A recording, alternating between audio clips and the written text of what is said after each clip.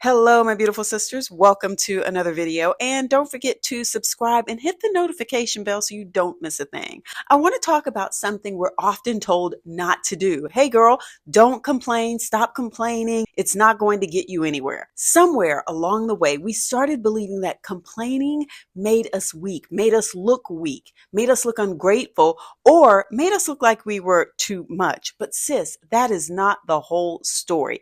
And in this video, I want to challenge that mindset and, more importantly, give you permission to feel what you feel, say what you need to say, and then let some of that heaviness go. Because the truth is, we're bottling it up.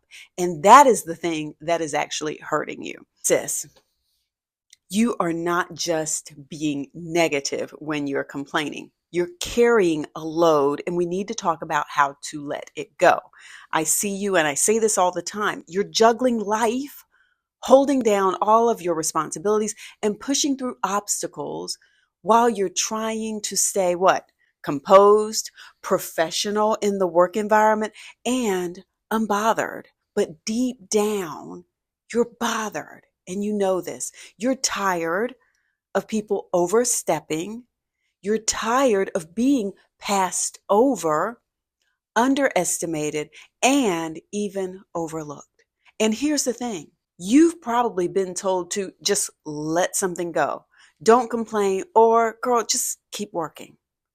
But what if I told you that sometimes complaining or strategic venting is exactly what you need to do to free yourself emotionally and spiritually? Think about it. Because that pressure that you're holding inside, it is building up. It's turning into anxiety, sleepless nights, racing thoughts in your head, and maybe even questioning your own worth. And sis, that just is not okay. So let's reframe the focus here. Complaining is a release. Okay, it's a release. We're going to let it go. It is not a weakness. And here's the truth. Complaining done the right way, it's not about wallowing in your problems. It's about processing them, thinking them through. It's about getting that mess out of your spirit so that it doesn't poison your joy. All right, so I obviously needed to do that a little better. This is my new Octo Buddy, you guys. And you guys, I'm just going to keep this in here. You're going to have the real world version here of what just happened with my video. And I'm going to go back because, I have my notes here that we're going through. We're going to backtrack. This is my new Octo Buddy that I have, that I stuck up here, and I don't know. Maybe it's working. Let's get back to this.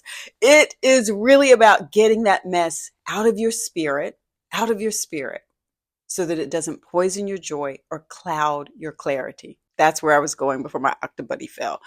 All right, when you speak it out loud to someone who gets it, someone who's on your speed dial, who trusts you, someone who truly listens, then it becomes easier to assess the situation and understand what's going on. You get to go from spinning in confusion and upset, right, to making a plan and then executing it. The goal is not to sit here in frustration all bothered. The goal is to move through the challenge. And let's be clear, you can't step into what God has for you if you're still stuck holding on to bitterness from places and people you were never meant to carry with you into your next chapter. Think about that. Let's jump into some practical skills. How to complain and still grow. First of all, name it to tame it. Say what's bothering you out loud. Don't keep it inside, bottled up. Acknowledge it without judgment. This is the first step toward healing. Then second, pick your person, okay? Don't be out here just venting to anyone, all right? Share with someone you trust, your truth-telling, wisdom-giving friend who will let you spiral but will also help you sort it all out.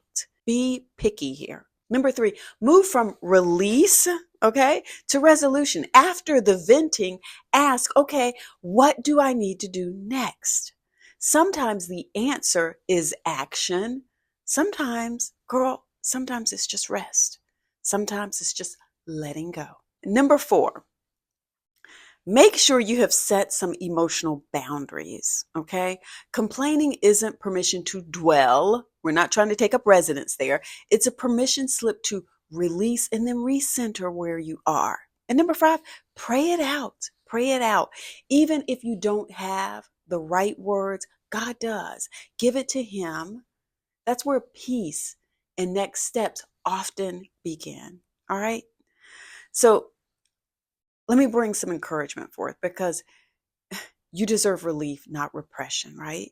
Sis, don't confuse emotional honesty with weakness. You're not a burden just because you speak your truth, even when that truth is a complaint. You're not broken just because you feel pain.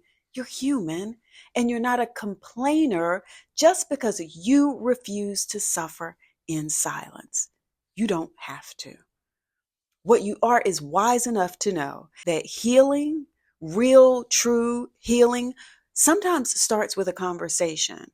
And sis, you're strong enough to speak your truth and then still show up with grace and power. Look, you do not have to hold it all in. That is not even healthy. You don't have to carry it alone. God is out here. Friends are out here for you. And you definitely don't have to apologize for needing space to process your reality. So here's your uplifting call to action in this video.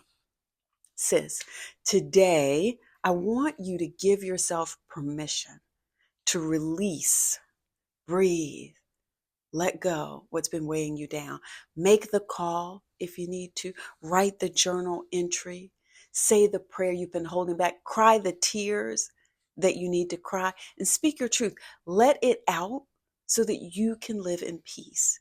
You cannot receive what God has for you if you are still standing in the residue of what He already told you to walk away from. So sis, this week, complain with clarity and then rise with intention. You're not standing still. Remember, you're not standing still. You're moving forward. All right? So go ahead, sis. Heal out loud. All right? Peace.